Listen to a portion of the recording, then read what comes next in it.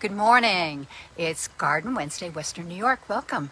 Today I am in Strykersville. If you've never heard of it, it's a beautiful rural area about 10 miles south of East Aurora. And I'm here because we have been invited by two people named Mike and Mary Kehl. And if their name sounds familiar, it's probably because for the last month you've seen me posting about them and their brand new children's book that's coming out in August called Just As Good. And we're going to talk about that in a minute, but let's get to the reason we're here, their gardens. So I'm going to turn this around and introduce you to Mike and Mary, and then we're going to walk and talk.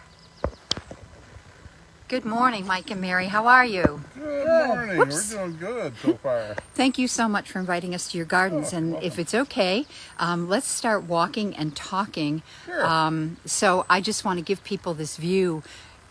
Hostas everywhere, but this gorgeous, gorgeous rock. Let's walk up towards this rock area where it's obviously a seating area, but beautifully landscaped. Tell us a little bit about it.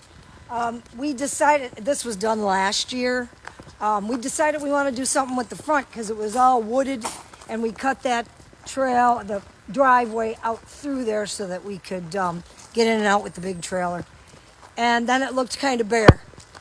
And so Trippy Landscaping did it for us. I would recommend them to anyone. They do beautiful work. It took the majority of last spring into the early summer to finish. Were these massive boulders here? They brought them. They brought 'em. They did everything. Wow. Okay, so we're going to turn down, right? You've made a Yes. path now. So now we're going to go towards the backyard. You can see, I'm just going to do a quick spread here of the garage and the barn and their home. And so now we're moving down towards the back. You call this the backyard? I mean, how do you define Yes, it? this is the backyard. We are back with Mike and Mary Kehl in their backyard. We just finished looking at the hostas in their backyard, and they ring the whole yard. I'm not sure. Hopefully you can see that. Beautiful American flag in the center. Was that something that you created? Yes. That was Mike's idea. Yeah, it used to be an old tree there, and it got cut down and was rotten years ago, so we kind of made it into something that wasn't quite so ugly. Okay. And it's actually the focal point of the backyard, really. It's We in plan the on center. redoing that. We're going to redo it into something a little more spectacular. Yeah. One of the things about hostas that I do know is that they do grow like weeds when they're given the opportunity to survive, and also they have to be divided. What is that process like, and how challenging is it, or are they hardy? Can you just dig them up and dump them and they work? They're pretty hardy. I don't have any trouble transplanting. And the only when they get really big Yeah. and you have to dig it up and split it, they can get very heavy. That whole root ball can be, very heavy. We have a tractor, so that's where That Mike helps. comes in. And usually he has to help me with the splitting too, because you got to jump up and down on the shovel pretty much, Yeah. because they really do. They're pretty. But they're pretty hardy. I tell her all the time I think they could grow anywhere. I think so too. Kind of like a weed. Right? Yes. So if you need hostas, we got it. Oh yeah. Oh, be careful what you say. All right, so let's do a few questions as we walk around to the path and up towards the barn. Do you have the same gardens every year, or do you change this up at all? I got a few things that are work in progress. I'm trying to get stuff that flowers all year round so that I have more color. With the hostas, you don't have a lot of color, but they're super low maintenance, and for that I'm thankful. And we live in the woods, and you can put them on the edges and under the trees, and they still thrive. All of my perennials, if you plant it somewhere and it doesn't look happy, you just dig it up and move it. So, Garden information from Mary. That's your wisdom for the day? yes. Okay, good. All right, so do you buy your plants? Do you start them from seed? Do you get them from catalogs? What's your process? Actually, all of these hostas were all given to me by friends. Wow. And I transplanted them we moved up here about 10 years ago, and I transplanted a lot of them from our original home that we bought when we first got married. There we got into gardening just because, and I used to work on a farm, so I didn't have time for the gardening. So after I left the farm and I had more time, I got into it, and the whole purpose there was to avoid weed whacking. Everything was around trees and the telephone poles out front and the corners of the house. Anything where we couldn't get tight with the lawnmower got turned into a flower bed. And all these rocks you see were all brought in from neighboring farms. So your gardens and your landscaping around it, aside from the one you had built last year, are pretty much connected to people that you know and love. Correct. Yeah. Absolutely. Absolutely. All the fieldstone, like I said, came out of fields. That's And so awesome. That makes you it doubly special. it does. It does. All right, so let's come up the hill here. This is the end of your home.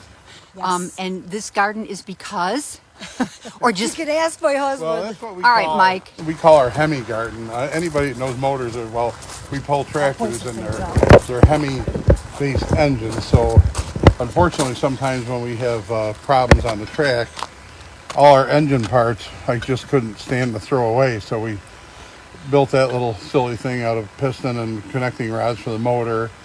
Up there under the marigolds or whatever is a crankshaft, an old crankshaft, and then to your left, far left over there, there's Those are the there's pistons. getting grown in by the hosses is a kind of a mock wind chimes of pistons and a camshaft out of a motor that I built. I don't know if just I can to get have a around little there fun because with I'm it. at an Probably angle. not. Yeah, it's a little steep, but yeah, you Getting can grown see in it. a little bit.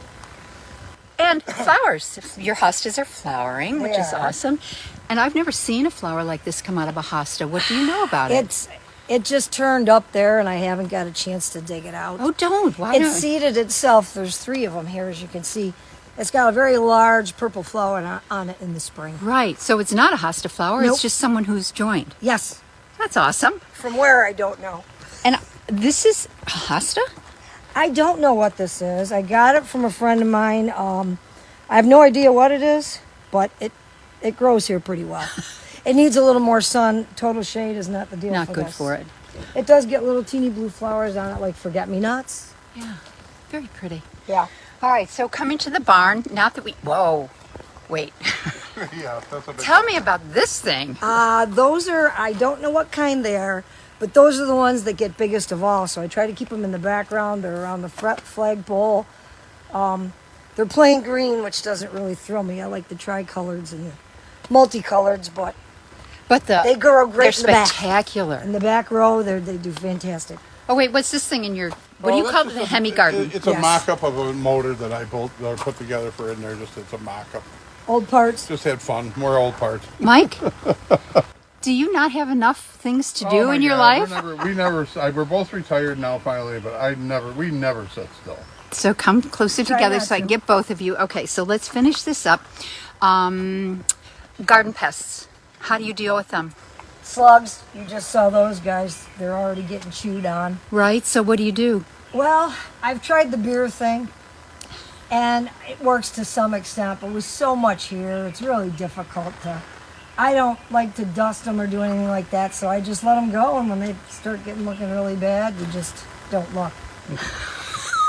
It doesn't depress me that way. That's the best garden information tip I've ever heard. Just don't look. It's kind of over here on the side, and so. Right. Okay, so we've kind of missed a lot of what our interview is about, but there's 2 things to grow on. One is if you could only plant 3 plants, and I know what the answer's going to be, I think, what would you plant? Well, for where I am, for where we live, I got to stick with the hostas because they're easy.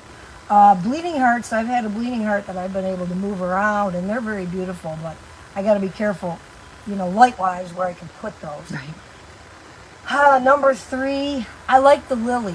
Mm-hmm. When our granddaughter, we did a shower for our granddaughter, and we gave away a small lily to everyone. They came to the shower as a favor, and I have maybe 4 or 5 of them here, and the bulbs get really big, so you can split them in the fall also. So You know, Mary, your gardens are definitely a reflection of the people in your lives. Yes. That's amazing to me. I never knew that, and to hear you talk about it, it's clear that that's what encourages you. correct. Okay, Mike, we're not hearing a word out of your mouth about these gardens. Well, Speak she's a up. gardener. I'm just a tractor guy and lumper. The lumper? Yeah, the lumper that makes it all happen with support. She's always in the gardens doing stuff. And I Okay. try to help her in any way I can. So, last one, best advice for a gardener. Trial and error. Like I said, if it doesn't work in one place, you might be able to move it somewhere else. Yeah.